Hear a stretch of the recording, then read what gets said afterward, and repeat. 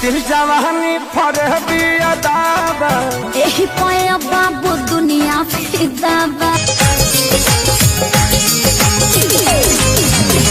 पटना से तू बिस्किन के ले आई हाटा रही बर जीजा पटना से तू बिस्किन के ले आई हाटा रही बर जी ट्रेलर हर जा पूरा फिल्म बाकी बा एकरो से निमन तो अंदर के झांकी बा ट्रेलर हर जा जाई तो हर बचपना गोरी छूट जाई तो हर बचपना गोरी रात भर संगे सुताई सजनावा कैसे सुपर बुमान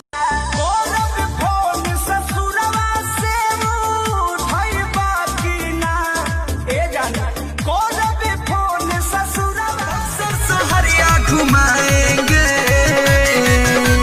ना मेरे सैया जी नहीं आएंगे तो मेला हम नहीं जाएंगे मेरे राजा जी नहीं आएंगे चलते लइकन में मार रोज होला मार रोज होला हम की तो हर बहिनी हिला बताई तोरा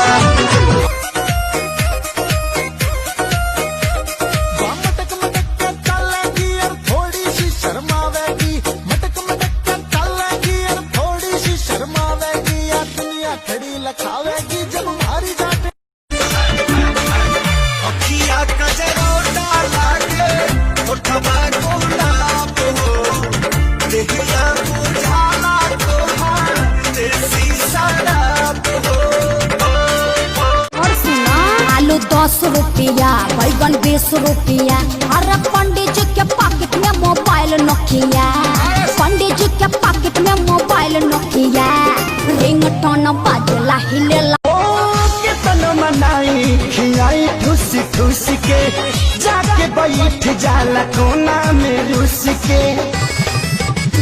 अरे आके अब तू ही संभारा ई पानी सर से ऐसन चलेले राजा जी हम